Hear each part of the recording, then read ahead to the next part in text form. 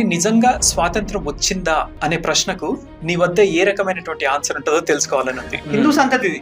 Correct. వాళ్ళే ఉన్నారు, వాళ్ళ ల్యాండ్ ఇది. సో వాళ్ళకి స్వయంగా వాళ్ళ హక్కులు లేకపోతే ఆ స్వతంత్రం ఎట్లయితే వాళ్ళు బ్రిటిష్ లెన్స్ లో నుంచి భారతదేశాన్ని చూసిండ్రు తప్ప Obviously. భారతీయుల లెన్స్ నుంచి చూడలేదన్నమాట. అస్సలు చూడలేదు. నువ్వు రాస్తావు, నేను రాస్తా, మన ఇద్దరు పుస్తకాలను బేస్ చేసుకుని ఇంకోటి రాస్తాడు, ఈ ముగ్గురు పుస్తకాలను బేస్ ఇంకోటి రాస్తాడు. ఇట్లా రాసి ఒక నరేటివ్ బిల్డ్ చేసి సమాజంలో ఒక విషయాన్ని నింపారు. అంటే ప్రజల్లో ఈ దోచుకునే గుణం ఉండుంటే ఇట్లాంటివి ఏర్పడవు.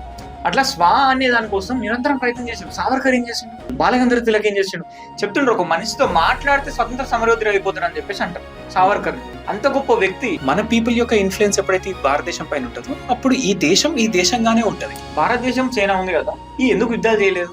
46,000 నౌకలు ఉన్నాయి మన భారతదేశం. ఇమాజిన్ చేయగలుగుతారా? హిందువులను బత్తాయిలు అని మాట్లాడుతుంటారు సోషల్ మీడియాలో.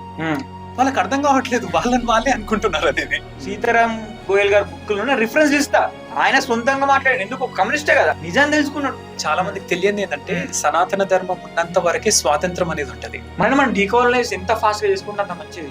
మనం వాళ్ళని పక్కకు పెట్టి మనం ఎన్ని చేయాలనుకున్న వేస్ట్. మన బ్రహ్మసూత్రాలు డీకోడ్ చేయండి, చేసిన వాళ్ళు చాలా మంది వాళ్ళు ప్రోత్సహించండి. ఏంటంటే అట్లాంటి వాళ్ళు బయటికి రావాలి. 2047 కేవలం వికసిత్ భారత్ మనకి ఎట్లా, మిగతా వాళ్ళు ఎజెండాలు చాలా ఉన్నాయి. అవును, దాన్ని పసిగట్టాలి. గర్భ సంస్కారం, మాతృ సంకల్పం రెండు జరగాల్సిందే. ఆ నుండే మారు మొదలవుతుంది.